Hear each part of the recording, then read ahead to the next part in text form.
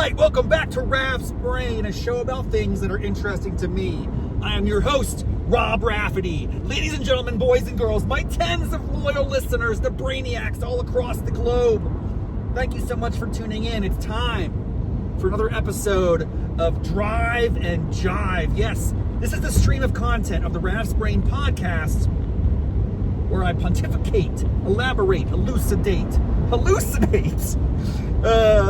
and otherwise just entertain myself and talk and ramble and blather about things that are on my mind during a lengthy drive. In this case, I am headed from Arlington, Virginia to my hometown, North Central West Virginia, the small, quaint, Mayberry-like village of Buchanan. Buchanan. Not to be confused with Buchanan. Buchanan, hard K. Yes, we all know and love Buchanan. That's where I'm headed for the next several days, maybe a week. I'm going back to assist me Padre J.C. Raffety through some healthcare ordeals. It's an ongoing saga. You are loosely connected if you're a loyal listener. You're aware. A few months ago, my father had a catheterization procedure. Some stents were put in. He's doing good. That's exciting. Still got a little arrhythmia situation. So they're going to go in on Tuesday and do an ablation. That's a very intimidating sounding procedure.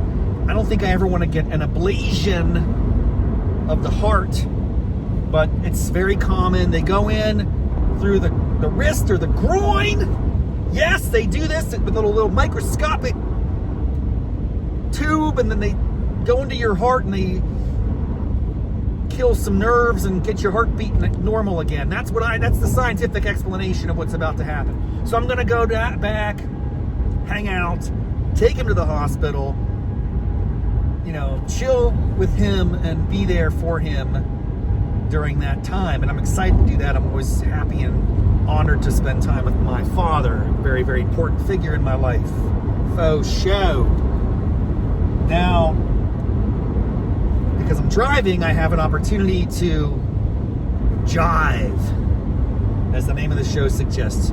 Drive and Jive. I'm just going to spout off some thoughts and ideas, and here's what's happening, folks. I'll tell you straight up. I'm very excited about it. I got inspired.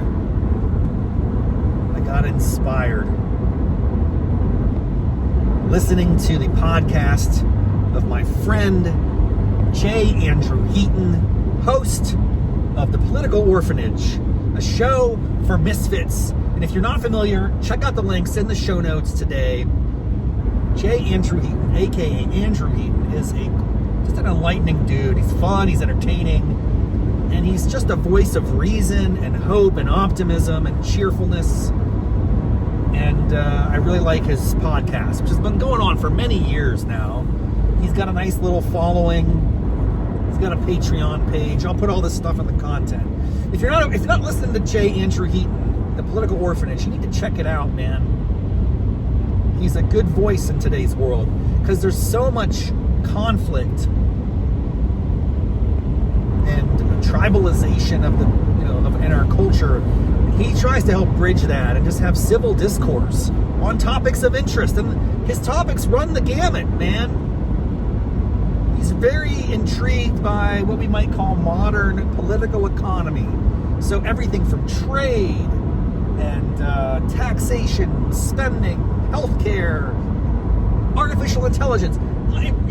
He's always going to be looking at through a specific lens. Like, well, what are the debates in this space, the left and the right, and where are we talking past each other? How can we forge more fruitful and constructive conversations, even if we disagree, that we understand each other better, we perceive each other more as fellow Americans and human beings worthy of respect and dignity. I just appreciate what he's bringing to the table. So definitely check out the Political Orphanage. I was hitting up a couple episodes as I'm traversing the Appalachian Mountains. Yes, got me thinking, what can I do to encourage and support my friend Andrew? Just for context, we met many years ago. I stalked him down when he was in DC the first round. This is probably like 15 years ago. I would go out and look for talented up-and-coming comics in the DC area. I was trying to put together this bootstrap comedy web series, ultimately called Cap South, short for Capital South. Check it out, capsouthseries.com. I'll drop some links in the show notes. Super indie, super bootstrapped, just a good time. But he was one of the first people I identified as having a certain sensibility and charisma that would merit, like, I want this guy to be in the show. I didn't know much about him, but I was like, I just think he's funny. I saw his stand-up set and I was immediately impressed. All right. So I reached out. I was his fanboy. I took him out to coffee. We kind of, became fast friends. And then he did get involved, and it was a major driving force behind that project. And I'm forever in debt to him for taking the time and energy to invest in that. We had a really good experience. Met a lot of other folks in the process. Learned a few lessons. At the end of the day, he moved away to New York, then he went to Austin, but he's back in DC, man. He's back in action. And I've been hanging out with him a little bit more, which is cool. And we've been exchanging emails. Most recently, I introduced him to a tool called Opus, O-P-U-S, which is a kind of AI-informed editing tool online where you can upload video content and it will come back with clips of various sizes which you instruct. It can be less than 30 seconds to a minute. It goes all the way up to like 5 minutes. You can search for keywords. You can have it try to distill certain moments of a video and then pull out a clip. It's a really cool tool. I use it for Raff's Brain. For those of you who watch on YouTube, if you go to the YouTube channel, aside from the full-length episodes of content, which typically run anywhere from half an hour to an hour, depending on what's on my mind, what I'm doing, what the episode's about, I am able to derive about 3 to 5 little micro bites from any episode. And I've been doing this for the past several months, just as an experiment, pulling out those shorts, plugging those up in YouTube, and those are getting thousands of views. So my regular episodes on YouTube are in the single digits mostly, maybe double digits for certain episodes. I don't have a huge following or fan base. If you're there, you know, right? If you're in Raff's Brains universe, thank you so much. It's very, it's a niche audience. My content appeals to a very particular demographic. The elites of the world are all here. Thank you. But the short content usually captures some of the jokes or insights or key moments of any show. Those have been getting thousands of views. Some of them have actually gotten over 10,000 views. So it's interesting to me that that's happening. And so, long story short, I've suggested to Andrew, hey man, you're recording your podcast now for video and audio. That's a great move. Because obviously there's an audio audience that's going to be listening on Apple or other platforms, Spotify, etc. But there's a huge opportunity to put your content on YouTube. And on that platform, you can do micro bursts. You can have, in between your long form episodes, you can have a lot of short form content that will get perhaps the attention of someone who might not otherwise listen to your show. And if your goal is to expand the reach of your content attract new audience members, maybe even convert some of those people into contributors on your Patreon channel, which, Andrew's very accomplished and established. I don't have a Patreon myself, but if you want to lure people in, these shorts are very interesting as a tool or a tactic to do that, and they're not difficult to produce. But you have to be willing to just put more volume out there into the world.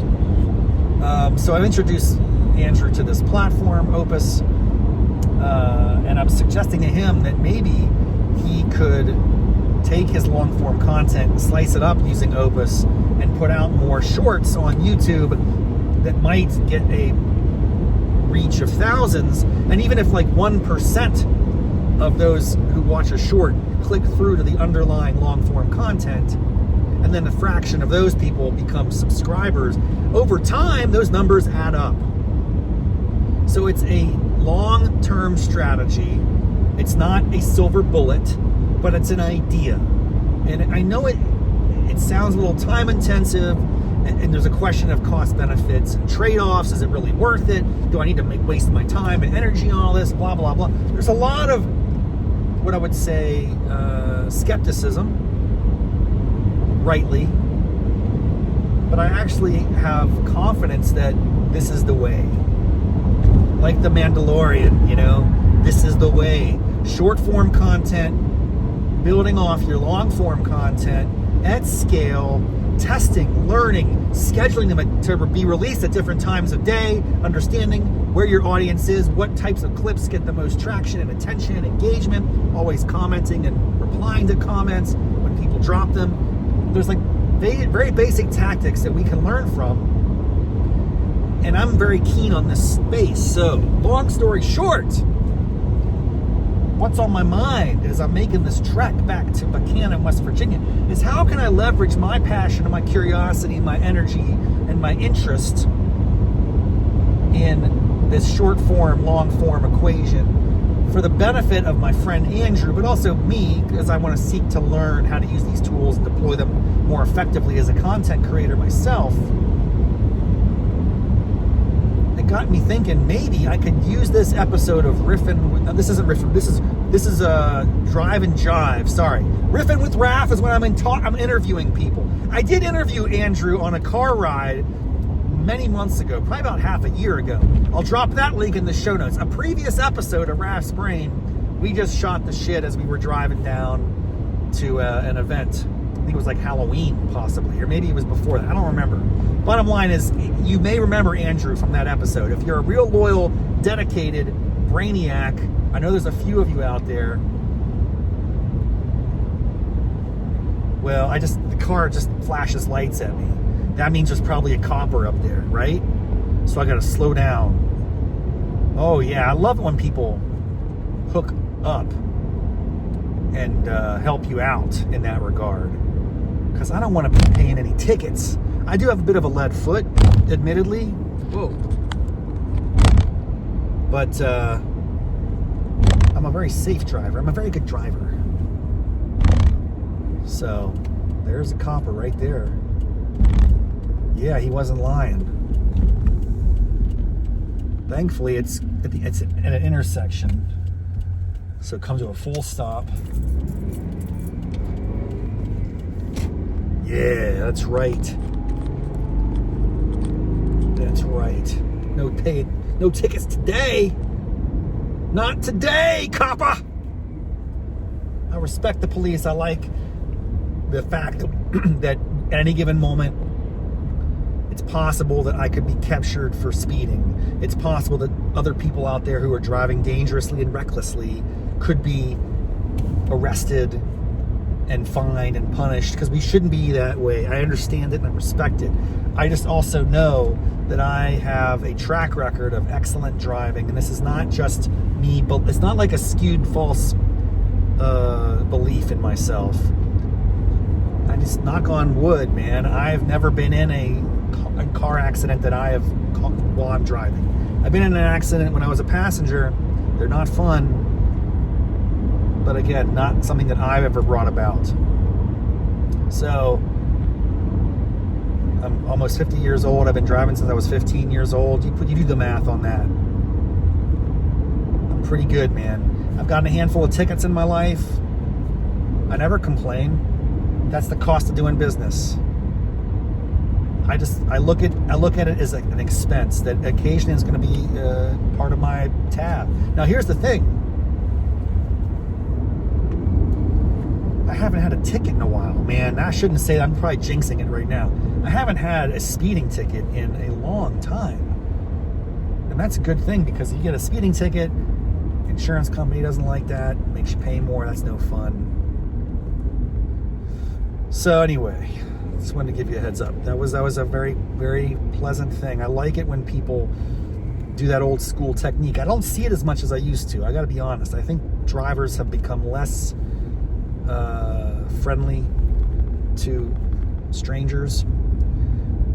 The idea of someone flashing their lights at you to alert you to an upcoming police officer, speed trap, that used to be very common. That would happen multiple times a year if you're driving on the interstate, especially. It seems to have fallen out of style or out of vogue. Do I do it for others? Yes, I do, occasionally.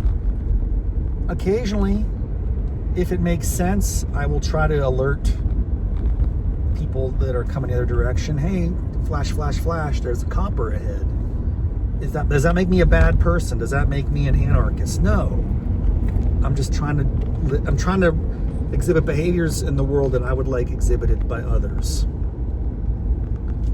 Just a little heads up.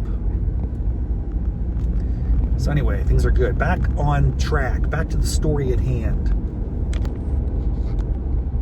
What I was thinking is I could take a moment here during this drive. It's going to get curvy here soon. That is just the nature of this particular drive. That I could use that, I don't know, say take 10 or 15 minutes. I had two thoughts. One was I could just record a sort of freestyle verbal pitch to try to sell Andrew on the idea that I could dedicate, let's say, a month of my effort and energy just for fun in support of his podcast. Like, hey, what would it look like for me to take over the short form content of the Political Orphanage for 30 days? Obviously, he would have final say on anything that we release. It's his brand. But like I could go through that pitch. I could take the next 10, 15 minutes kind of pitching him on the idea, thinking about what the metrics could look like. Like, why are we doing this? What do we expect pre and post? And actually, it is a bit of an experiment. It's a hypothesis. If we do this, then we'd expect to see that. Let's get a little more sharp on what those concepts and metrics are. Maybe he'd go for it. Maybe he wouldn't. What I'm most excited about is the opportunity to prove what I believe to be true, which is if you really push out this short form content in an intentional way, a consistent manner, probably 3 to 6 shorts for every long form product. That means you're going to be pushing out multiple shorts a day, different times. And then if you really get sharp on the description you use, the key terms that you're targeting and pushing out, that enables people to find you and discover you based on the content of the conversation. And what's interesting about Andrew's show is he's just got so many topics. He runs the gamut. I think you could get sharp on that. And you know, if you're doing a conversation on AI or film tax credits, those are radically different things in some respect, but you could find your audience for that particular clip, and it might lure them into your long form episode, and then they might become regular listeners if they're just curious people. Like anything, it's not going to appeal to everybody. No single product or show or piece of entertainment is universal outside of the Terminator. I mean, you know what I'm saying? Nothing is going to appeal to everybody, even though it should. Alien, the Terminator, Unforgiven, Tombstone, Major League, Jaws, Airplane, Kentucky Fried Movie. These are like untouchable. These movies should be on everybody's must-see list. They must be consumed, analyzed, and valued and rewarded and respected and appreciated for eternity. But that's not how the world works. I respect that. Everyone's got differences. The bottom line is, for Andrew's podcast, it's not going to appeal to everybody in the world, but I just think there's a lot of people out there who might find him an intriguing voice. The voice of reason and levity in a very tense and anxious world. So that's what I'd like to help him out with. And if I could, that'd be cool. So why would he want to do this? Why would he let me do this? Because I think if we could map out like a 30-day experiment, we could look at pre and post metrics, new subscribers, people that are lured in. And the metrics on YouTube are ridiculous. The back-end metrics, you can see how many people are clicking through the shorts to the underlying long-form content, and then you can get a sense of the demographics of those audiences you're reaching, and there's a lot of ways to slice and dice it. But most interesting to me is like, what's the value of that? Right now, I don't know the value, and I don't even know what Andrew would say is the value of that. So I would do it for free. I'm just curious. I want to help him out. It would not be enormously taxing. It'd be several hours a week of my time. I can budget that on the nights and weekends, no problem. But then at the end of the 30 days, we take stock of the data and go, what's this worth? What is the added visibility, brand identity, reach? What is that in an economic sense worth to Andrew? I'm not expecting he would ever pay me for these services. I'm trying to understand if I wanted to charge a stranger for them, what would that look like? If I could take his 1 month case study and basically go to someone and say, hey, I just did this and I was able to achieve X result. What's that worth to you? And I don't know the answer to these questions. I'm just trying to test the market a little bit here. And the bottom line is, I know a lot of people, a lot of content creators, certainly in like the think tank space where I work, who do push out some amount of podcast or long form video content, sometimes significant amounts, but they're not playing the shorts game. They're not really slicing and dicing and repurposing, repackaging content across various digital platforms to the fullest extent possible. I think it's a huge miss, especially because you make such a huge investment in the underlying long-form content. Getting an interview for a long-form podcast, all the work that goes into that on the production side is significant. So why not put in the extra effort to extract what might be the greatest value? Is the short content that can allure and attract new listeners, new audience members, expand the reach of your brand, and it's just like, it seems like a real glaring oversight for many content creators. And I want to jump in there and help them out. I've even suggested, like, aside from just YouTube, which is one platform, you could upload those videos on other channels too, like TikTok, X, LinkedIn. I really do think LinkedIn could be a very prominent place for him. Also because you put the little clip on LinkedIn and you tag and you engage and you use hashtags on certain topics, where that is a pretty common practice. If someone's curious about AI, they might search by AI, and that's where your content could come up. And I just think there's something to be said for this. And I think it could really be, would it lead to exponential growth? I don't know. But if it did, I think then you'd have to go, hey, this is actually a valuable strategy. This isn't just self-indulgent and narcissistic. It's actually for a purpose. It yields impact and results, and that's what we want at the end of the day. And I guess that's the question I would make for any content creator. What are you trying to accomplish here? You want to reach more people, get more fans and followers, get more engagement of your content, and I think ultimately some subset of those people who really like you, convert them into supporters, sponsors of your show. So I think it's part of that strategy. I could be wrong. It may not be worth it, but anyway, I'd be the one bearing the cost initially of time and energy, primarily. That's on me. So that's kind of how I pitched it to Andrew. I haven't fleshed it out specifically. That's the general idea. But what I really want to do at this, as I continue to record this episode, and I'm making this up a little bit on the spot, one idea I had was getting ChatGPT to help me craft a pitch and understand the metrics that I should be looking at as I embark on this project. So almost like if I could get a stream of consciousness style articulation of the idea, upload that to ChatGPT, and have it refine and organize the suggestion,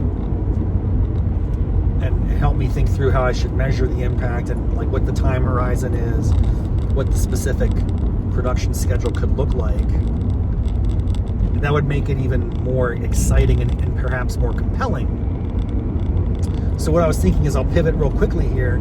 I'm going to take this episode of Raff's Brain and publish it on the usual platforms, but I'll take the audio file from it, throw it into Otter, which is what I use to get transcripts, and then maybe starting right around here in a moment, I'll be stream of consciousness style trying to capture the idea of this experiment and asking ChatGPT to help me refine it. So what I'll do is go into Otter, transcribe this episode, cut and paste this portion I'm about to embark on into ChatGPT with a very express and direct prompt to refine and repackage the concept in a meaningful way, as though I were pitching it to a podcast content creator like Andrew, so I can send that to him in an email along with the episode of this podcast and say, hey buddy, and by the way, he has no idea this is coming, so it's going to be interesting. I don't know if it's too much. He might be like, Raffety,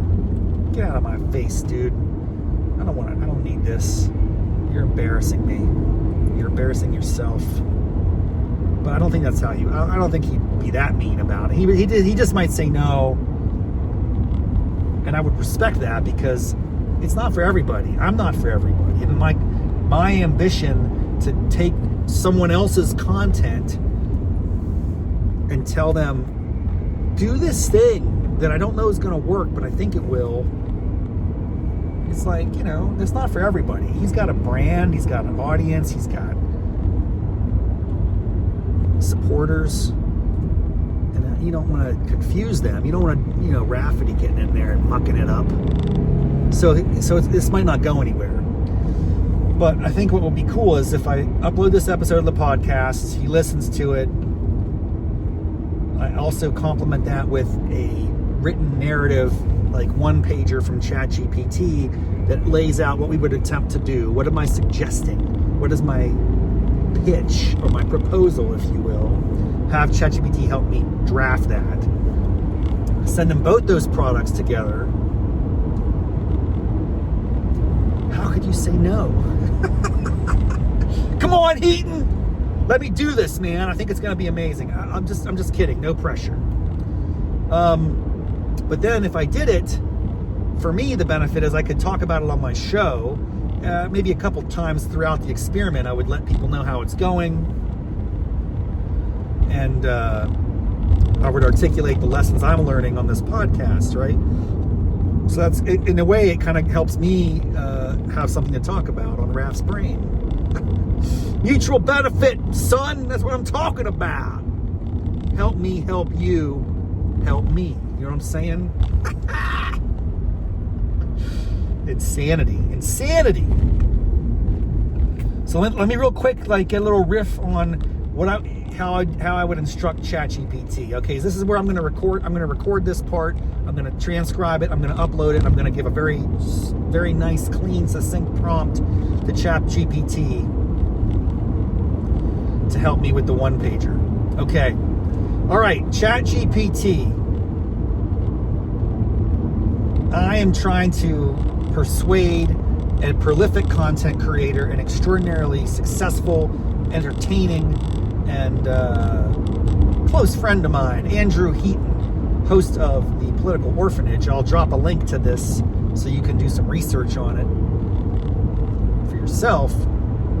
I'd like to convince him or persuade him to let me, for free, for no cost, for a particular time horizon, maybe it's a month, take his long-form video podcast content on YouTube and repurpose it for shorts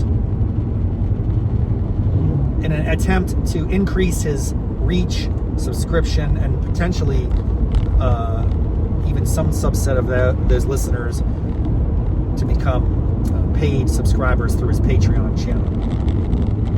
So what's the best way to do that? How do I explain it to him in a way that might be really compelling? And I think I have to look at, well, what's the value that this could create for him? First of all, I think the first thing I want to lead with is this is Raffety at no cost, dude. I'm not going to charge you for this. I'm just like the drug dealer outside of the schoolhouse handing out free little crack rocks. You want some for free? The first hit's free. The first hit's free, Heaton. The first month of my services. So how can you say no?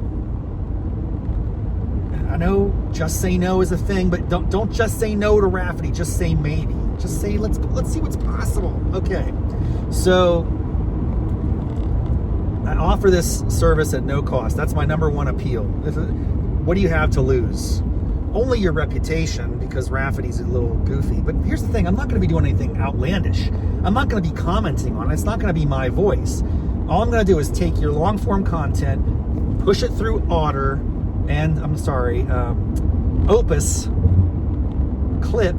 Clips, push it through Opus Clips, pull out about 3 to 5 shorts per long form product.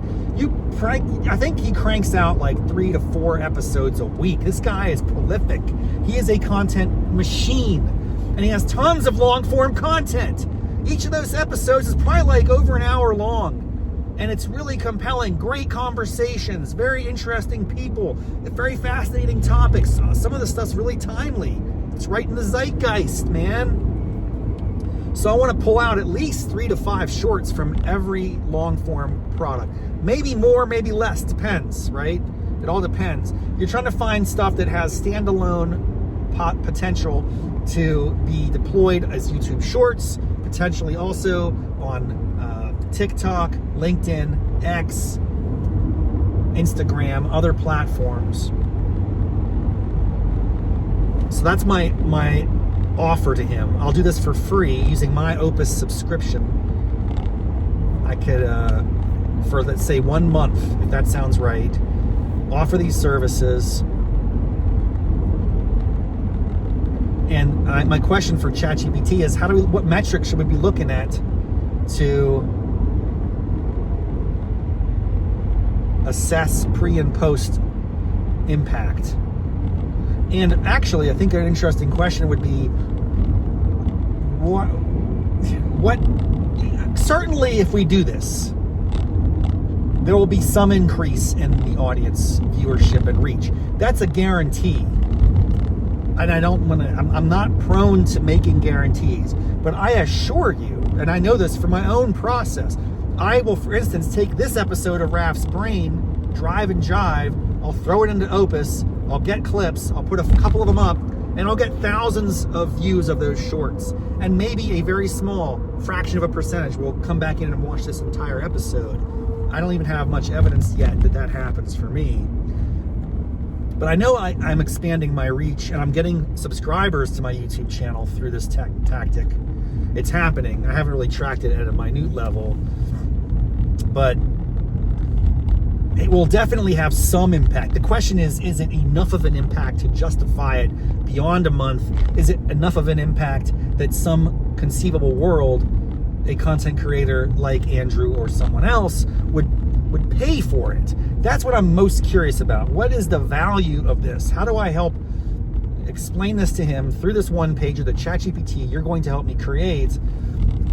How do I make it compelling so he is curious like me in understanding the potential value and impact of repackaging his long form content into multiple short form clips per episode? What's the critical mass we should be looking for to know this is worth it or not? I mean, I assume that every short form video will get probably hundreds, if not thousands of views. So when you aggregate all that up, I bet I'll draw a lot of hours of traffic to his YouTube page. And then I'll have some number of those people that'll convert to subscribers. How many more long form listens and views will he get? I don't know. How many Patreon supporters? Probably very few. It's going to be so the game is one of just increase the N. You got to get more reach, more listeners, more brand awareness. Get people to know who you are. What is the Political Orphanage? Get that on the map a little bit more. And then, again, it's going to appeal very, very deeply to a small percentage of those people that didn't even know about it before. And maybe a few of them will convert. That's the theory. ChatGPT, I need your help drafting a one-pager and to explain to Andrew how this is going to work. I want metrics in here, like what should we be looking at to know if we're making a difference. I want to get a sense of your thoughts, although I don't need to include this in the memo. I'm curious about what existing services like this might be out there and what do they charge? Social media consulting or, editing consulting services. I don't know the answer to this question. Can you do a survey? I'll probably ask you to do some deep research on this and come back to me with like a sense of, if I were to charge any content creator, not just a close friend, but like anybody, what if I go into the marketplace for this sort of thing, what does it cost?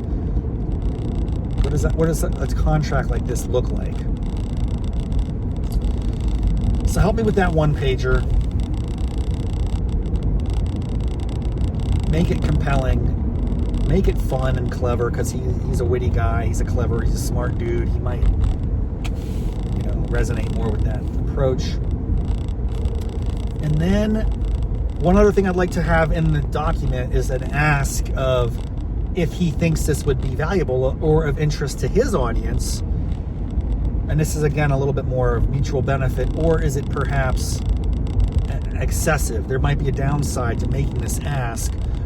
To what extent would he be willing to share with his audience the fact that we're embarking on this experiment together? Could I be a guest on his show, for instance? I did once on his sci-fi. He has different podcasts. Another one's science fiction focused podcast. We did have like an hour-long conversation there. So he knows I'm a known quantity to some extent. I'm not sure if this justifies a full episode of the Political Orphanage. So it's a tough sell. Even for me, as I hear myself talking it through, I'm not sure it makes sense. But here's what I'm thinking. Maybe it's a little micro episode. Maybe it's only released on the YouTube channel. We don't have to push it out on his podcast channel. I don't know, man. I don't know what the standards are, Andrew. But think about this. What if we did like just a 15-minute little conversation? Hey, everybody, bonus episode. Maybe this is just for your Patreons. I don't know. I'm making stuff up. You need content for the Patreons? Maybe you do. This is where it could come in, man. You say, hey, Patreons, here's a fun little thing. I got a friend, Rob Raffety. He's goofy, he's wacky, and he thinks he has some ideas for creative dissemination of my content. And I'm going to give him a shot. So the way this works is, let's talk about it. And so I get on the show. We have this little riff. We go, yeah, here's the idea, man. And we'll come back and we'll check in a month. And we'll have very transparent reporting of the data, the metrics, the impact, and then it'll just be like an ongoing conversation. What does this mean? There's zero expectation or obligation that I would ever do it going forward. There's zero expectation that you would ever pay me for any of these services.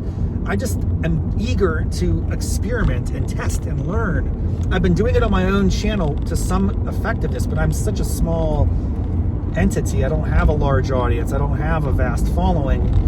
I wonder how this would translate in a more quote-unquote legitimate or established show like yours. And I just think there's something here, man. I think there's something interesting to explore. The reason it helps me out is because I do believe if I could demonstrate this is a measurable impact, I can then shop this approach around to many others in the world that I know who I think should be doing this, but who aren't. And I could say, hey man, maybe you should think about hiring me to do that. And I could do little contracts for different nonprofits and organizations or some specific creators to help them really elevate their game and get what they want. By the way, what we all want is for people to hear us and listen to us, and that's the whole point of making content. So why not try to find new and exciting ways to get your product out to more people, right? That's really the underlying value proposition, and the fact that I'm willing to just do it for free. Come on, man. How could you say no? How can you resist the charisma of this goofy guy, Rob Raffety? All right, so I think that's it for this episode. I've enjoyed riffing here. Jive and Jive, Jive and Drive as we wind down this episode. I've enjoyed it immensely. I can't wait to upload this to ChatGPT, to get the one-pager, to publish this episode, to send the link to Heaton, to have him reject me forever as a friend because I'm just pulling this really without any warning. But don't worry, Andrew, there are very few people who listen to my show. This is not going to reflect negatively on you. It reflects negatively on me to the extent that I'm publishing something in a public forum. But really, if it wasn't going to be on my podcast, I would have just recorded this message and sent it to you directly. I'll close with the final question. This is a really legitimate question. And I think right now, my instinct is to take this episode, as I do, unfiltered, publish it as a podcast and as a YouTube.